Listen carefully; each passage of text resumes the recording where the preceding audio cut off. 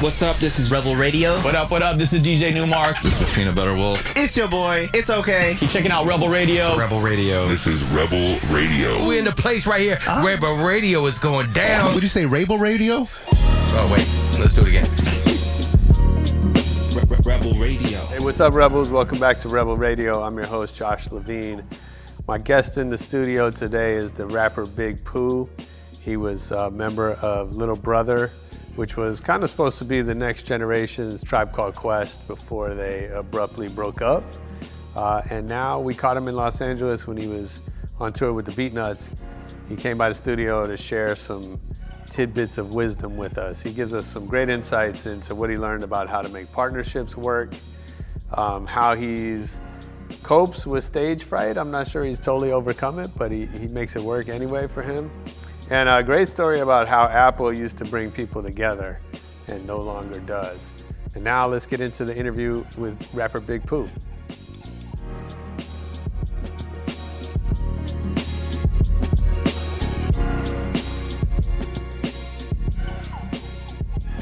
Okay, cool. Yeah, good stuff. Well, thanks for doing this, man. I appreciate you making time on tour. It's all good. Thank you. We just had your man on, and it was a great talk, and talked about some of the artists he's working with and stuff. So, Okay. I'm excited to kind of dig into it.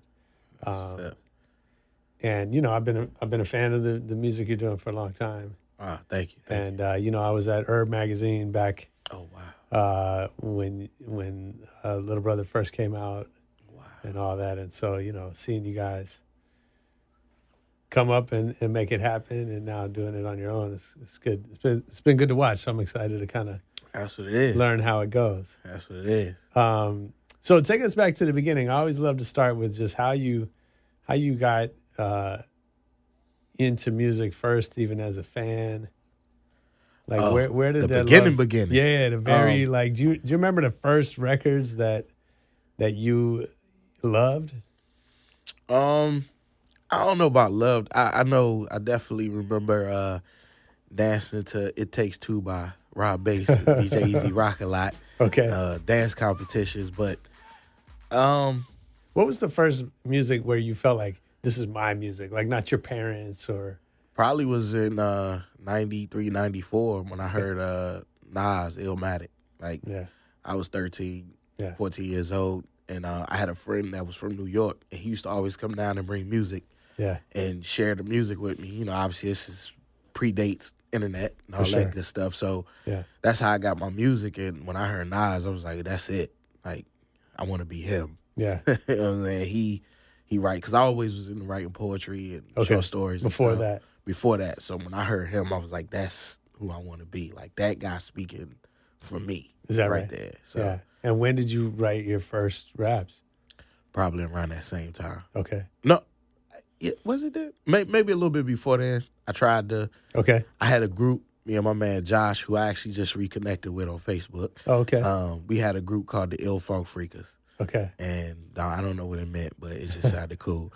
And we tried writing raps, and I had this guy my mom knew who did music, and he would tell me, like, practice. You got to practice looking at yourself in the mirror and all that good stuff. But I don't know. Music just like always been a part of me. Like none of my parents do music. Right.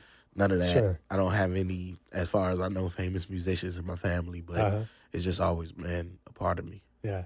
And that was in Charlotte?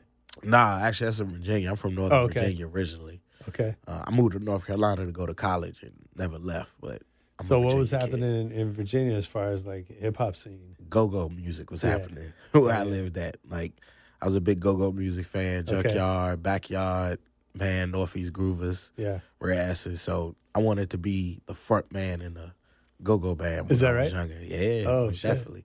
Like, that's when you knew you made it, when you was able to play them clubs and with a go-go band, because the rappers used to come. Right. Like, when you came through D.C., you had to come see the big bands and perform with this. So I remember hearing Red Band on tapes. I remember, just some of my favorite rappers would come through and do stuff with the go-go bands. Yeah. Yeah. And so, do you remember your first time up on stage? Hell yeah. I remember it. I was so nervous. Like, a lot of people don't know, like, I have stage fright. Okay. Like, I have a phobia of speaking in front of the weirdest thing, like small groups of people, Right. and then being on stage because all the attention is on you. Right. And I even say it a lot of times when I perform, like when you have people that's not well known or they don't know, they didn't come to see the openers or whatever, but it takes a lot to step on stage because you're at your most vulnerable point. For sure. Especially when you're up there by yourself. So, like, for me, I remember getting on stage and luckily I had, somebody with me. I had a partner with me in Fonte, but just watching him, he was a natural at it. But for me, I had to work because I was too busy worried about what are these people thinking? What are they saying right now? What if I mess up?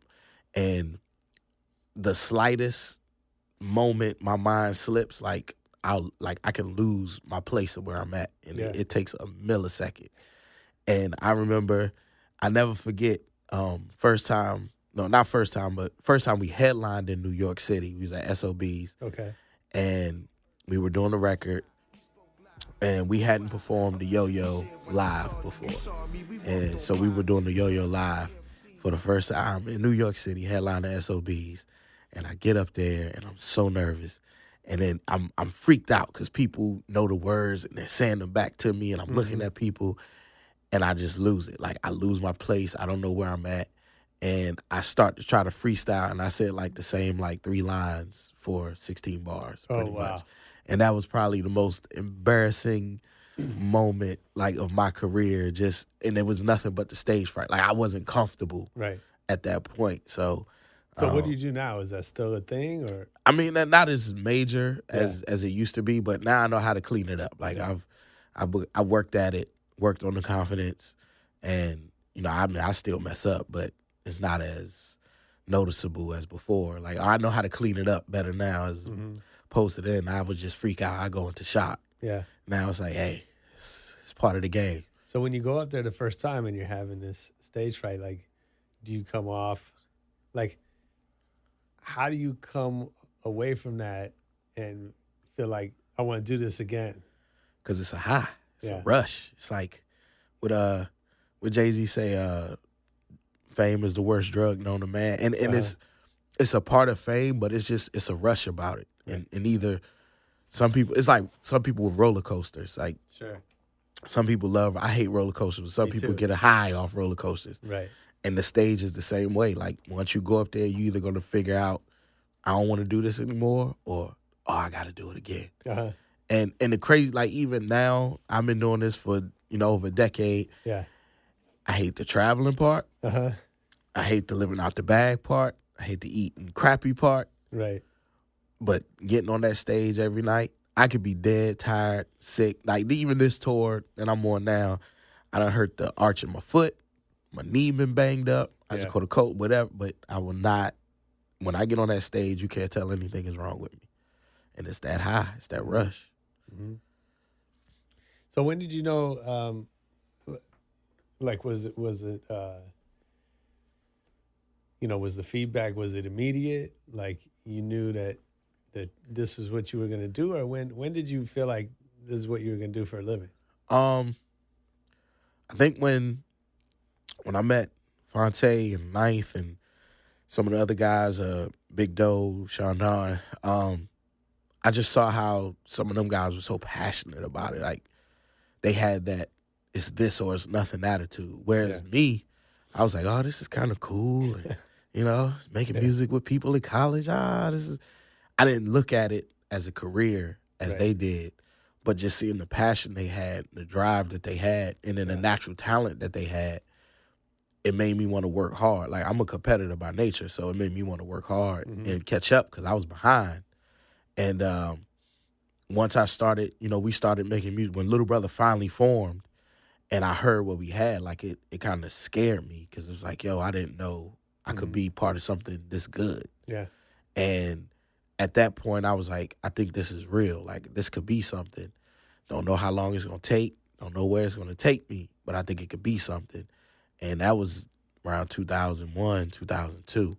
And so once we started working on what will become the listening, it's that confidence was building to finally be oh, this really could be something. This really could support me. And I got one track mind, whatever it's called. I got just focused in on it, and it ended up happening. It happened quicker than what I thought it was going to happen. Is that right? Yeah, we was ready to sell tapes out the trunk, old school, and that's what we was planning for. And then that was like, a lot of people don't realize, like, we was at the forefront of the internet revolution, where somebody from Oakland, California, heard some music of ours that was put up on a message board, and called somebody they knew in North Carolina to ask about us, put us in touch, and we ended up getting our first deal because somebody in Oakland heard our stuff on the internet.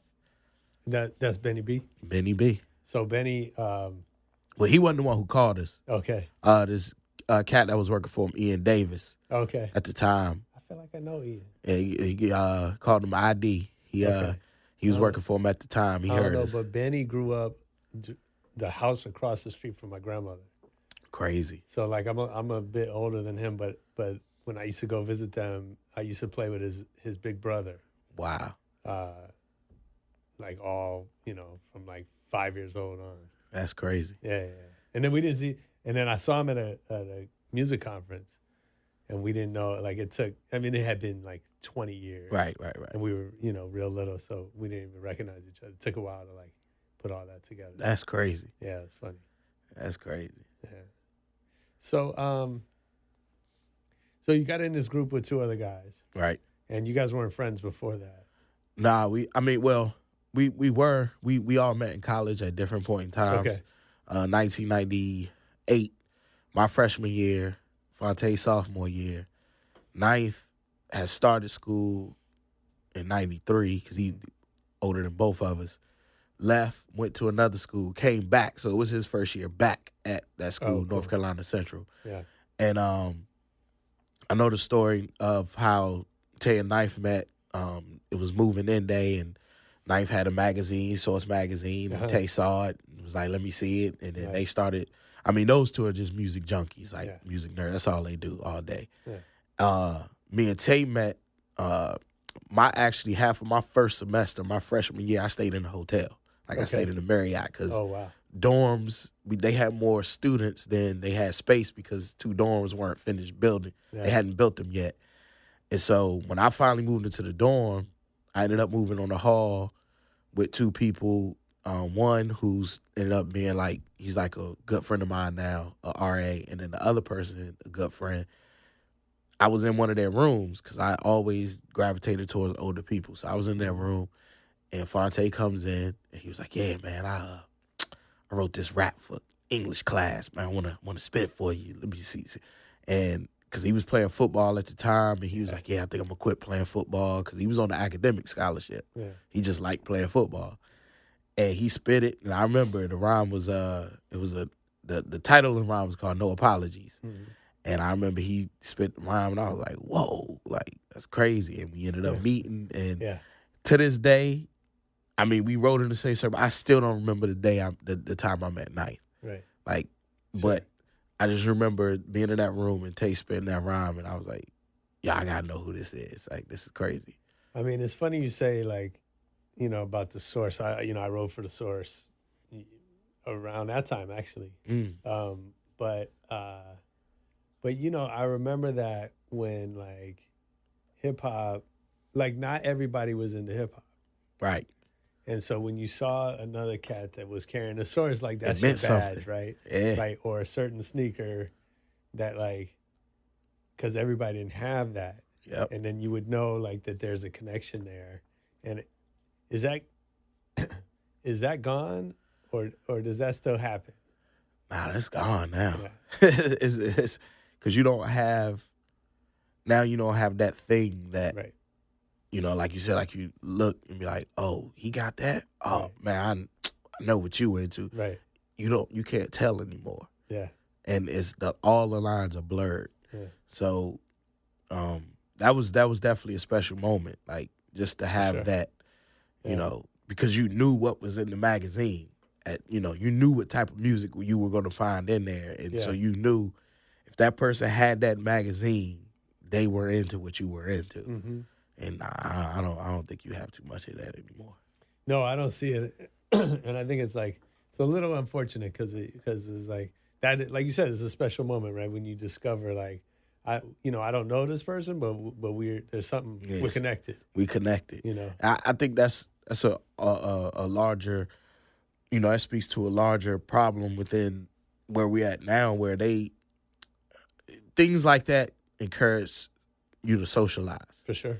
Now they discourage you. Yeah. It's to socialize. Exactly. Like, I remember when you used to, like, if you would go into a spot and see another cat with an Apple, like laptop or something, before phones, right? But if you go into a Starbucks and you saw somebody with an Apple, you'd be like, okay, like, we're on the same wavelength as far as aesthetics, whatever. Or you be like, oh man, you must either you do some art, do Exactly. something. Exactly. Like, Exactly. Now now everybody it's got an the same accessory. thing. Yeah, exactly. It's an accessory now. Exactly. That's funny. So I'm curious about partnerships, and I know you guys had a great partnership that did its thing and then it ended, and so, but I'm always like amazed that anybody can make any kind of partnership work. It's tough. Yeah, It's tough. It's like I tell people, it's like being married, and then so the more people you have in the situation, it's the more people you married to. Absolutely. And that's when I realized I couldn't be a polygamist because I was in the group. And That's hilarious. it's like, because it's funny to me, like, people always, when they comment about Little Brother specifically, it's, oh man, we need y'all to make some music, and y'all just put y'all BS to the side or whatever. Right. It's like, you don't understand this. It's not that simple. Yeah. It's like you have 3 grown men with 3 different personalities, with 3 different ideas, goals, life structures. Everything is different. What made us the same was the music we made. Sure. That was about it. Like, other than that, right. Me and Knife, we got sports in common. That was about it. Me and Tay, we just had the music we made in common. Like, so, after that, it was just like, it's tough to go, like, I applaud groups that can last, but even when you around certain groups, and you see how they operate, you be like, yeah, see, this is basically where my group was at. We just said, forget it. We're not going to keep operating like this. Sure. Where other people be like, I ain't got to talk to them. We just meet up and get this money, and that'd be that. And for fans, they don't know that other side. They just say, oh yeah, they still love, they on stage. And it's not a lack of love. It's not a lack of, I don't care. It's just like, you know what? I'm good on this. I can't do this any longer. So it's tough. Like, being in the group is so tough because you have to compromise a lot, and people don't understand how much you have to compromise to make that group setting work. And when you don't have anything, and when you're starting, it's easy. Sure. As you build, it's all upside. It's all upside. But as you build, and you start to attain more, and you meet different people, and you experience different things, it gets harder, harder, and harder, and harder. And for us, it didn't happen immediately, but even me and Tay talked about it, like, we kind of stopped for our personal relationship purposes. Like, we saw it getting to a point where that was damaging our brotherhood. And it still ended up taking a toll on that, and it took us a while to reconcile that, but it was like, yo, this is killing us. So when did you realize that it was time to move on? Or like what happened, or what was the I mean, it probably was around what was it? 2009, I think it was. 8 or 9, 2009 probably. And I think we just realized we were moving in entirely two separate directions. And it took us a while to really be honest about it to each other, but I think we just realized we were going. I wanted one thing, he wanted another thing. I wanted to move one way, he wanted to move one way, and it was, we didn't really know how to communicate that with each other. Yeah, and of course, other things happened in the midst of that, and I think that's when we both kind of knew, like, yeah, this is probably it. Like, so I mean, that happened kind of like. I guess what I want to ask is like, first of all, how big did it get before then? How big did what get? Like, did Little Brother get? Like, what would you say was the moment, like the pinnacle? The pinnacle. Probably Atlantic. The Atlantic time, like when we dropped the Mystery Show, like between the Mystery Show and dropping Get Back. Yeah. That probably was the pinnacle. I mean, we got it was decent. I mean, once again, it was different time. Like we always said, we were kind of like in the middle. Like we missed the raucous years, but we were before, obviously, like the Kendrick Lamars and even kind of before the Kanye West, before he really took off. So we were kind of like in the middle, that shade in the middle. So while we weren't unnoticed, we didn't get our just due either. Because it was kind of it was that era where people was like, no, we don't want to see people being themselves. Like, that doesn't make sense to us. Yeah. And now it's like, oh, yeah, it makes perfect sense. Just be yourself. That was us before all these other people started being whatever versions of themselves they are. So, I mean, that's so interesting that you say that, because I think, it's popular to think in the music business about trends as almost a bad thing, like if you're following a trend or you're being part of that, right? And but the reality is, you're right, that if you're signed to Raucous at the time when Raucous is having all of its success, different level, you have a huge advantage, right? Yep. If you're part of Native Tongues, or even you sound like Native Tongues, right? Like, people got all excited about the Far Side because they were a West Coast version of that sound, right? That people already wanted. And I don't think they went out to create that, like, intentionally. Right. But you benefit from it. Exactly. Yeah, that's really interesting. I never really thought about that. I think about it all the time. Because you kind of get caught.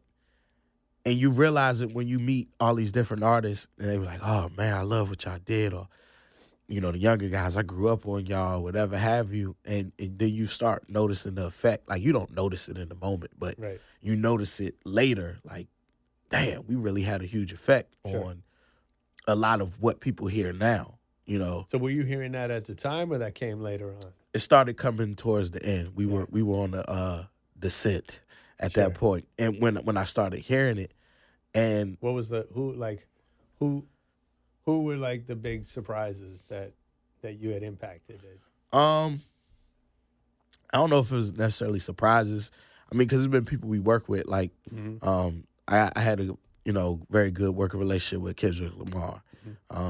We had a brief working relationship with Drake. I mean, people don't even realize one of his songs on I think it's So Far Gone mixtape, he gave us at Slum Village a shout out.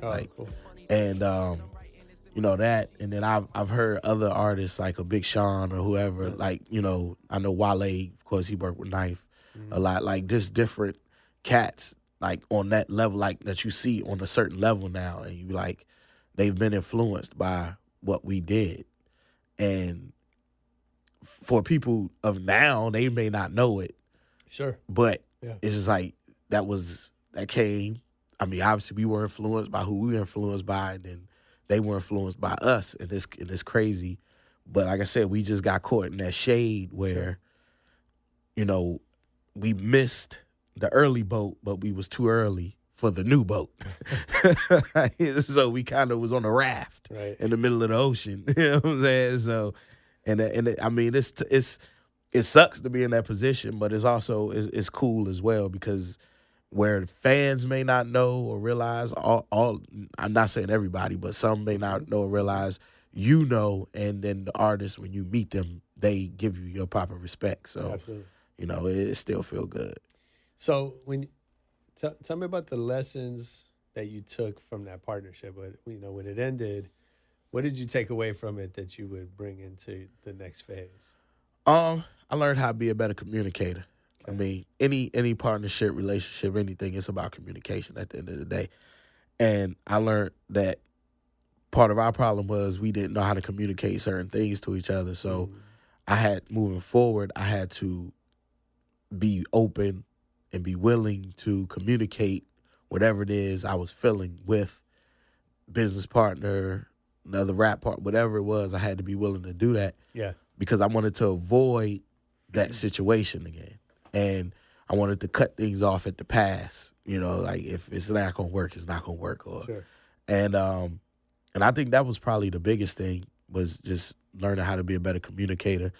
Because I learned a lot. Like, you don't always learn by somebody physically stopping to teach you, but you just pick up certain things. And I think we all took little pieces from what we had and implemented them, but then we were able to implement our own ideas of what we felt was right along the way when we were able to separate. Because like I said, when you come up with, guys, when y'all go from nothing to something, you can't tell a person that you started with nothing with, when y'all get something, what they should be doing now. Right. Yeah. It's tough. You can't be like, you should be doing X, Y, and Z. You're like, bro, we was eating grilled cheese sandwiches together. Like, what are you talking about?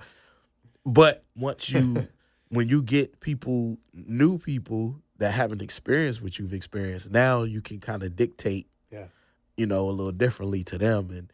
And I think that's what we all eventually ended up doing. But what I also realized is, I think obviously we missed out on a lot. Money, probably some fame, a couple other things. But I think it made us all better being in our own space. Like, we were all able to flourish where you wouldn't have been able to flourish necessarily in the setting we were in. Yeah. Because once again, you're compromising. Once you don't have that compromise anymore, you're able to really bloom, and you can become a bunch of different things. So how is it different? Obviously, when you're in a group, like, everything you do is a collaboration. And then, for the most part, yeah. Right. And then you move into being a solo artist, where there's still a lot of collaboration, right? But how is that different? The collaboration is different because now you have veto power.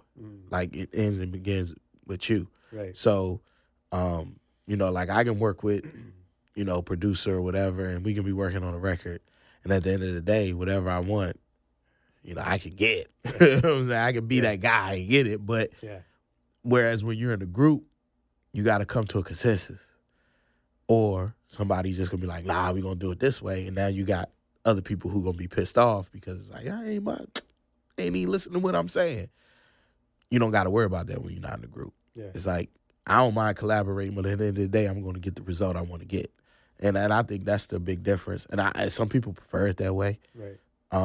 Me, because I come from the collaborative setting, I still like to do it that way. I think I make my best music that way, where you may not, it's not necessarily a group, but I have producer in there. I have other artists, and, I get opinions and bounce ideas off of. Why is that better for you? I think it's just, it may be more comfortable than better. Okay. Like, that's just because that's how, sure, I started. I did it that way for so many years. And I can go into my hole and I can do things on my own. And I think I have more fun when I'm doing it with other people, as opposed to me doing it by myself. It feels like work when I'm by myself. It feels like fun when I'm doing it with other people. Yeah. That's cool. And so, what do you think the biggest upside, now that you've been a solo artist for a long time now? Like, what's the big upside and downside to that? The downside for me specifically is, now after all this time, it's like, I miss what we had. Like I think we missed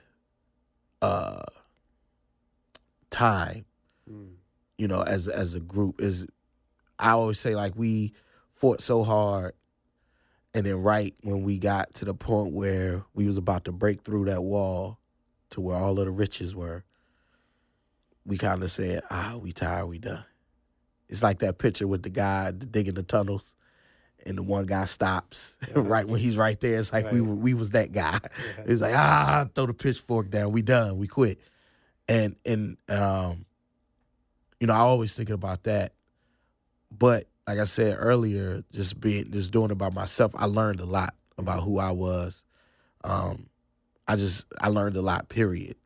And I think it made me a better person and a better artist, being able to go do it on my own. Yeah. And now I'm able to help younger guys a lot better than I probably would have been able to do it before, because I've experienced the highs, the lows, group, solo, like all the different things. And I catch myself sometimes when I'm talking to young guys, and I know they be like, "Damn, man, you got a story for everything."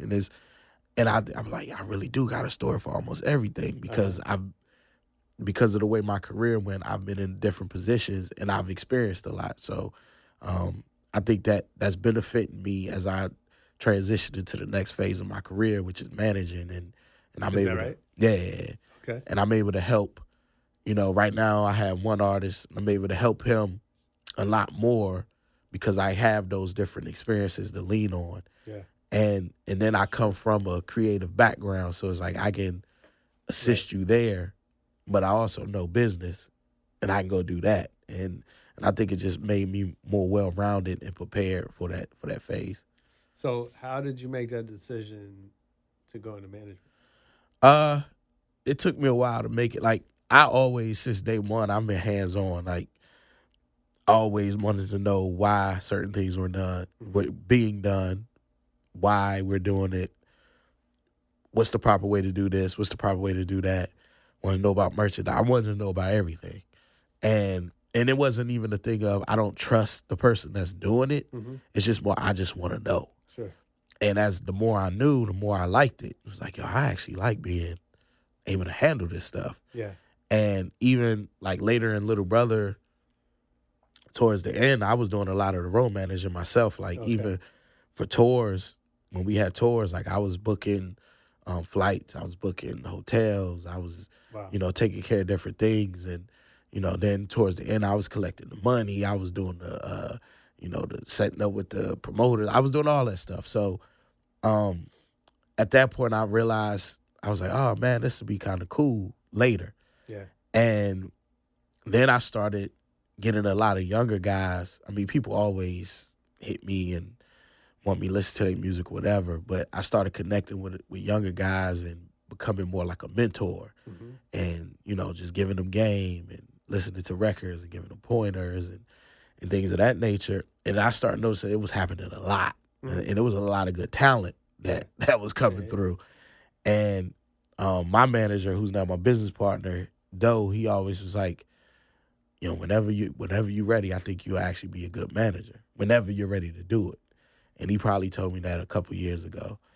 And it got to the point now where I was like, I think I'm ready. Like, young kid, King Mez, I got him. Yeah, I got him over there with Dre. I made that link for that. Nice. Another kid, Jalen Santoy, he got a single that's circulating on radio.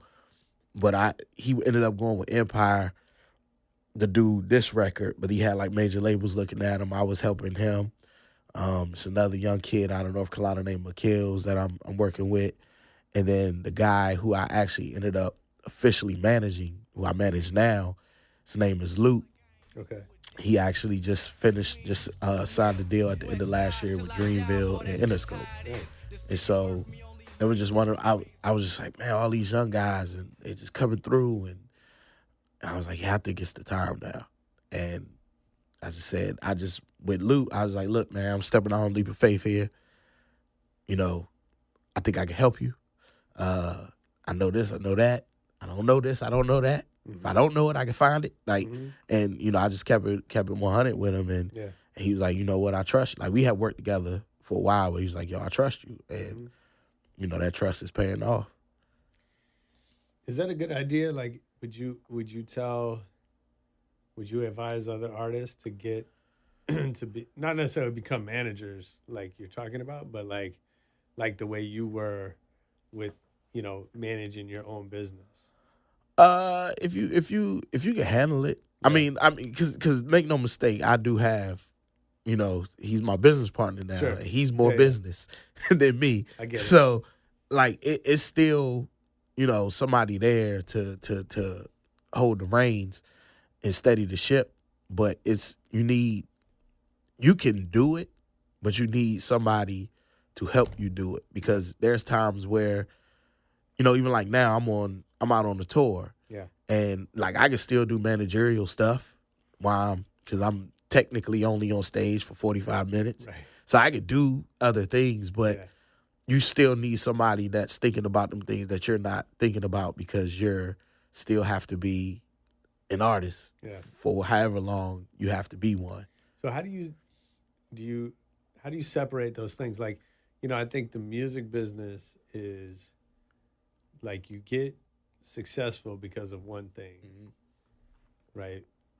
Which is your talent and the product you create. Right. And then you stay successful for something else, which is your ability to manage your business. Right. And, you know, and I think it's it's a unique business where just about everything is outsourced. Yeah. Right? Like, you know, from the manager to label to booking to merchandise to business management, like you know, you're basically one person with a whole bunch of freelancers around you or contractors or whatever. You got to change that. Like you gotta, I mean, you're not going to be able to in-house everything, but you have to find out what is the most important and what's your base, and you have to make that in-house. Yeah. And then you outsource them other things. Sure. And that's, you know, I mean, that's the way that's our dynamic, you know, where we figure out, okay, we could get this, and this in-house, and then we could outsource this other stuff until we find somebody that does something well. Then now we're going to bring you in-house. Yeah. We're going to, I'll rather form a partnership with you than continuously to outsource, because we can make more money together in the partnership. You can make more money. Right. I can make more money. Yeah. And it's incentive for you to work just as hard as I'm going to work if it's a partnership as opposed to an outsourcing thing. So that's kind of how we try to do it, is we start with a base and then we continuously add on to the base and to where we're not outsourcing as much as, you know, somebody else would. Sure. It's tough though, but you know, I think it works better because it makes, like I said, you can't have somebody that treats it as just, that's just a job. Right. You know, it's 5 o'clock. I'm off the clock. That's when you run into problems. Yeah. So we try to. You can't be off the clock in this business. Nah, you can't be. You're on the clock 24/7, 365. You know, I remember one Christmas, I was writing, typing up album credits. You know what I'm saying? Like on Christmas. So is this a job that doesn't end? And sure. And you got to find people that's passionate and that's willing to go that extra mile, and hopefully y'all, just the friendly competitive nature, have y'all working hard and diligent, and the rewards will come. Like, you don't know what those rewards are going to be. You might not be set up. It might not be in you to be a super duper megastar, but that don't mean you can't still sustain a certain lifestyle. Yeah. Or you can't still reach a certain point within this industry. And I think that's where a lot of people get it confused because of TV. Mm-hmm. It's like, oh, if I'm not doing it like that, then I'm not successful. Nah, that's not true. Mm-hmm. There's plenty successful people that not on TV or not on the radio. So how are you defining success for yourself moving forward? Success for myself is to not have to go get a 9 to 5 and punch a clock. Okay. And to continuously be able to work for myself. That's success for me, man. Like, you know, I don't want for much. You know, as long as I got that roof over my head and food in the fridge and I can go take a vacation or something. But even now, just, you know, when I'm dealing with somebody else's career, for me, it's changing a little because now I want success for them. And obviously, the more success they have, the more success I have. So is that a different kind of pressure, or how do you approach being somebody else's manager differently than you approach your own? You have to look at the big picture, but you have to be more finite in how you look at it. Okay. Because now you have someone else's. This is someone else's career, someone else's livelihood. And I have to treat that more delicately than I would even treat mine. Sure. Because it's not mine. Right. You know what I mean? Yeah. And that's how I look at it. It's like, you know, luckily I made a lot of mistakes on my own, so I won't make them here. Not saying I won't make any mistakes, but I'm not going to make those mistakes. So it's one of the things, and I tell them all the time, like, look, this can be better than what we had. Like, I wouldn't mess with you if I thought you were just going to reach the heights I reached. Like, I did that. Like, I want to mess with you because I think you could go way further than I ever went. That's the point. So, you know, I think it just helps because I've done certain things. So it's like I'm figuring out how to motivate him differently and do those different things. But, like, it's just a delicate situation because you don't want to, you know, obviously I can't want it more for him than he wanted for himself. Sure. But I still have to treat it with care because it's someone else. Right. As opposed to me, I could do something like, man, you know what? I don't care. I ain't coming back to this town. I talk to promoter I want to. I can't do that. Yeah. Right. Now, even in my suit, like for me, I can't do that. It's like I can't do that dealing with me because I'm thinking about him. For sure. And I don't want what I did thinking about me to come back to bite him in the butt. So it's definitely made me more cognitive of that. And just learning how to will and deal it. And but we working it out. Sure. Yeah. And so are you going to continue making your own music, or is that? It comes and goes, man. Yeah. It's more of an inspiration thing. Like, you know, I battled with it for a while. I took my guy Lute on as a client at the end of 2015, and we spent most of 2016 working on the deals for the label. And I battled tremendously with, like, making music still because it's the perception thing. It's like people are like, oh, man, you got somebody that's managing you and they out trying to be a star. It's like, nah, It's not about trying to be a star. Like, them days have passed me by. Like, I just enjoy making music. Like, it's a part of me. I can't just be like, I don't make music no more. Like, no, it's a part of who I am. It's a part of my DNA. So it's going to happen. I don't make it in abundance as I used to, but it still happens. So whenever the mood hits, I do it. But for the most part, like, I told him, like, I prioritize it where he comes first. So if it's something that he needs to be doing or I need to be there for him to do, then I'm going to be there for it. In the meantime, between time, I still got to pay mortgages and car notes and all that stuff. So I got to do what I got to do. Yeah. But that's also where having a business partner come in hand, because if I may not physically be able to be there, he will, because I don't need him with me anymore. Right. Like, I can do me by myself. Yeah. So, and that's the thing when I wrestle with trying to decide if I wanted to still make music or how would it look. And then I had to think, well, like, who cares what people think? Like, all these rappers and artists out here with record labels, and that's that's even worse. Like, for sure. So you got people signed to you and you trying to maintain your star. You know what I'm saying? So once I got past the perception part of it, I was like, you know what? And he didn't have a problem with it, as long as I was there to do what I needed to do for him. Yeah. And at the end of the day, that's all that mattered. I was like, you know, if you have a problem with it, we'll figure it out. But if you don't have a problem with it, and you trust I'm going to be there and do what I need to do for you, then we good. And he was like, nah, we good. So that's cool. Yeah, so I was out on tour pulling double duty. I was helping clear samples and getting on stage every night. That's funny. So are you, did you kind of come to all that on your own, or did you have mentors? I know you mentioned mentoring a lot of people. Did you have mentors along the way? Yeah, definitely. You know, my manager, though, he's a big mentor of mine. Then I have my man Ty, that's in A&R at Aftermath. Okay. Focus was a producer over at Aftermath.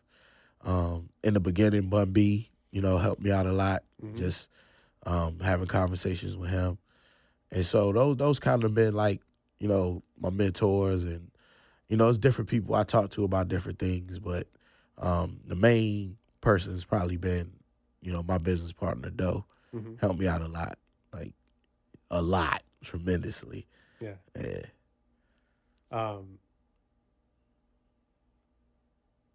So what do you tell the guys that you're managing about partnerships, having gone through what you've gone through?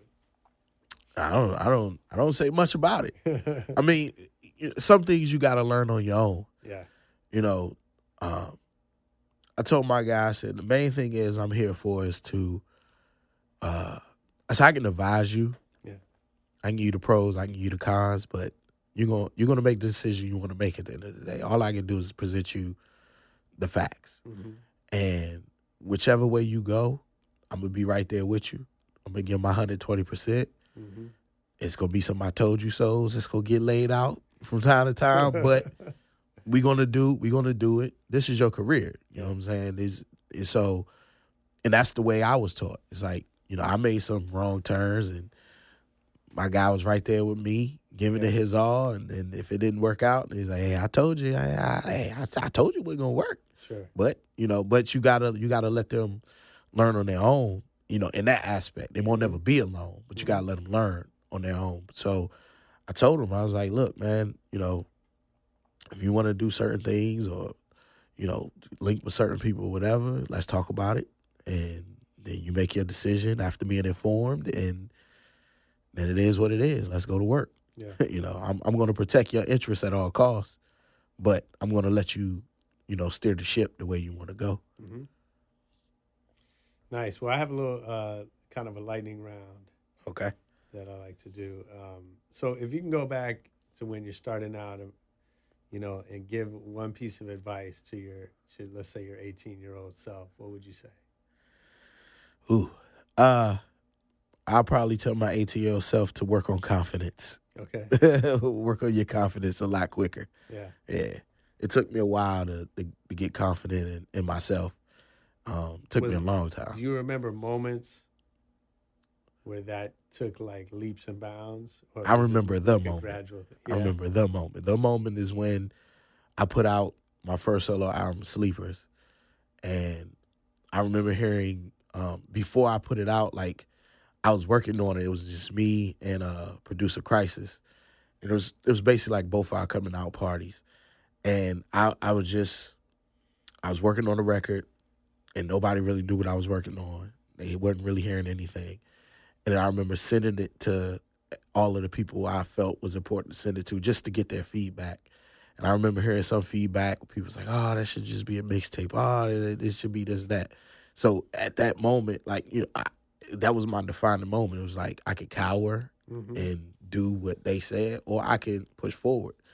And I decided to push forward. And at that time when I pushed forward, I didn't even care about the outcome of the record anymore. It was like I made a breakthrough. Like, I done stopped worrying about what other people thought. I mean, you still think about it, sure, but you don't worry about it.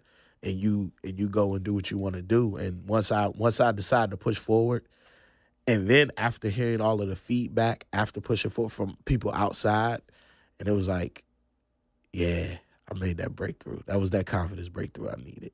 Just by putting it out. Forget what the numbers say and all that. Just by putting it out, I accomplished something that I didn't see me doing a year before. That's amazing. Yeah, that's really cool. Is there a talent that you always wish you had more of? Yeah, athletic. I wish I was more of an athlete. Yeah. I love sports, man. That's, I tell people, I love music, and God gifted me with a talent to be able to make music, but sports is where it's at for me. Yeah. We used to get into town and people, they want to go record shopping and learn about samples. I didn't care about none of that stuff, man. I pretty much still don't. Like, put a game on. Okay. Let me read some sports news. Let me figure that out. I'm that all day. So I definitely wish I was more athletic. That's funny. Well, that might lead us to the next one, but what other career would you choose? I would probably work within the sports industry. Yeah. I would do something in sports. Like, goal of mine always, it'd be tough to get into at this point in my life, but it was to work within the organization, football or basketball. And then it turned to wanting to work talking about sports. Like, I wanted to do my own best damn sports show, period. Oh, cool. So either that or cooking. Like, I love Okay. cooking. So I wanted to do something with food What's other than eat it. what's the go-to dish? What's your best dish? What is my best dish? I don't even know what my best dish is. I like to bake, so I know my best baking dish is a toffee crunch butter pound cake. Oh, damn. Yeah, That sounds good. a caramel toffee crunch pound cake. Wow. Yeah. I guess that's not paleo. No, not at all. So if I worked for you, I was on your team, whatever, what's something I would hear you say over and over? Can I cuss? Yeah. Oh, shit. That's probably one of my favorite words. Like, everything is shit. Like, oh, man, come on. Like, it's one of, like, I'm a pretty even kill guy, but you'll probably hear shit, man, come on, a whole bunch. Okay. Yeah. That's good. Who would you be most excited to learn was a fan of your work? Unfortunately, he isn't here anymore, but Prince. Like, I was a big Prince fan. Like, and it was, for me, it was more from the aspect of his songwriting. I love his songwriting. I love the fact how he'll write something, but it was layered. And when I was younger, obviously I didn't know about layers in songs, so I just hear it for what it was. But as I got older, you start to realize, like, okay, this song really meant this, and it meant that, not this. And so, probably Prince. What's your favorite Prince record? My favorite Prince record is probably Adore. Okay. Yeah. So, Man, that was the first concert I ever went to was Prince, without my parents. I went to, I got to see Prince at the Forum when he did them 17 shows for $25. Nice. That probably was the best concert experience I ever had in my life. That's cool. Yeah. So I went to the Controversy tour, Ooh. and I was 10, and it was the greatest thing in my life. Like, 10? yeah, 10 years old. I just thought that it was the coolest thing. Like, I grew up 3 years that night. Yeah, man. You know, just seeing that live, and it was unbelievable. I've seen him a bunch since then, but I believe that's peak Prince right there. for sure. Yeah, that record for me, that's the whole thing. What's your favorite city to travel to? LA. Okay. Yeah, I love LA, man. Me and Eric was actually just talking about it. Like, I thought about moving out here, but It's a good place to live.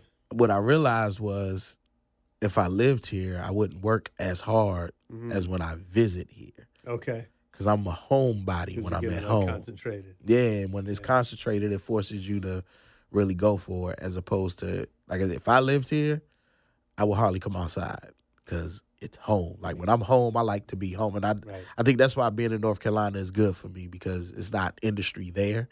Even though things go on, I don't really have to come out and be rapper Big Pooh in North Carolina. That's cool. What do you collect? Nothing. No. Nothing. I really don't. Weird. Like, I'm a sports fan. I don't have a lot of sports memorabilia. I used to collect CDs, but Is there like a favorite sports item that you have in the collection? nope. No. So you wouldn't even think I was a sports fan if you walked into my little office. I think that's like the grown man answer that like I'm hearing is like not collecting stuff. It's kind of. I think when it kind of has to start early when like becoming a collector. Like if you don't start it early, and I was on that path. Like I had cars, collector's cars, and I had like baseball. Well, I had basketball and football cards. Okay. And I had a big giant plastic tub of cards, and my brother took them, sold them, so he could do God knows what with them. And after, like, I was so distraught. Like, I was like, I can't even start over. Like, I had Shaq rookie cards, David Robinson rookie, like, all, like, back to then, like, late 80s, early 90s. Yeah. And it was hundreds of them. And he took them and probably sold them to start his drug business. So, and it was a wrap. Like, I ever since then, I think that scarred me to me not wanting to really collect anything. I used to collect shoes, but I got bored of that. Like I said, CDs. I still, but it's trying to go buy. It's not the same experience anymore. So yeah, I'll just friends of mine or whatever. Like I'll go buy their CDs and it just be wrapped. I don't even unwrap them. Hey, because I got Apple Music, so exactly. I mean, it's not. I just buy them for support. Yeah, sure. yeah. Are you a reader? What's the last great book you read? Well, I was reading the book actually on Hitler. Oh, wow. Yeah. I used to read way more than I do now, but I like biographies, autobiographies. I like books like that. So, I was reading the book on Hitler. Don't ask. I can't remember what it's called. It's thick. It's real big. I would think I was in Barnes and Nobles, and I don't know why I picked the book up. Like I used to go sit in Barnes and Nobles for hours and just read different books, and then figure out which one I wanted to take and actually finish. And I did that with a Hitler book, and I was like, why did I get this book? I don't know, but it's interesting. Okay, what movie do you think you've seen the most? Ooh, that's probably The Life with Eddie Murphy and Martin. Oh, Life. Life, yeah. Okay. Or I forgot about that movie. See Scarface a lot. Man,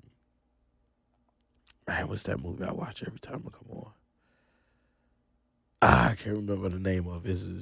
This is definitely a question I would never think about, but it's a couple movies I have that anytime I see them on, I probably watch them like I never seen them before. But Life, if I see it's on, I'm stuck. Yeah, I'm stuck for that hour and 40 minutes or whatever it is. Okay. And who's your favorite DJ of all time? Jazzy Jeff. I love Jazzy Jeff. Yeah, mine too. Yeah. I never knew a party could be done like the way he do it until I saw him do it. It's like, you got a party where you cutting and scratching and bringing records back and people still party. This is crazy. That's crazy. Yeah, I've seen him do it many times. It's amazing. It's definitely an experience. Yeah. Dope, man. I appreciate you doing this with me. Oh, man. Thank you for having me. Fun. It's definitely fun. How's everybody find Big Pooh online? Oh, man. I'm on social media sometime. Rapper Big Pooh. Do you you handle your own social media? I handle my own social media. Is it how does it change the game for you connecting with fans? I don't know, to be honest with you. I mean, I'm not as active as some people are, Sure. And I used to get fussed at a lot about that. Me and my business partner, we used to go like have the most serious arguments about social media presence because I'm just a firm believer in I'm not at the level where my privacy is evaded. Okay. So I love having my privacy, and I don't live online. I don't live in the online world. Like, right. If I want to talk to you, I'll call you or text you. You know what I'm saying? Yeah. And so being online is almost like it's an alternate world for me, and people feel like they could just say whatever they want to say. Like somebody early on Instagram, I put up a picture of the In-N-Out burger sign, and they was like, "Oh man, you shouldn't be eating that. Don't be weak." And no. I'm like, bro, get off my page with that shit. Like, man, I'm grown as hell. Like, you know what I'm saying? If I want to have a burger, I'm gonna have a burger. Like, but stuff like that agitate me. So, For sure. but I engage more when I'm on the road than when I'm home. When I'm home, it's almost like it doesn't exist. When I'm on the road, it's like a part of me. So, but it is me responding. Every now and again, I'll do, ask me a question, and I'll do that for like hours and just answer people's stupid ass questions. I mean, some people have good questions, but most of them be stupid. Do you like bologna sandwiches or ham sandwiches? Is that right? Yeah, I mean that's cool because it makes it fun instead of having 800 little brother questions. Right. But it's me on Facebook, rapper Big Pooh 1, the number 1. Okay. Instagram, rapper Big Pooh. Twitter, rapper Big Pooh. Cool. And if it's any other social media sites and people say I'm on it, they're lying. I have a tough time with the 3 I have. Yeah, okay. All right, that's it with rapper Big Pooh. I hope you enjoyed it. I know I did. Make sure you leave us a review on iTunes, a comment on Facebook, Twitter. Check out our new YouTube page, youtube.com/rebelradionet. And most importantly, come back next week for more Rebel Radio. We're going to shift gears. We're going to talk to a dude that's building a really innovative and interesting new luggage brand. So we're talking about brand building, technology, all kind of crazy shit next week on Rebel Radio. Peace.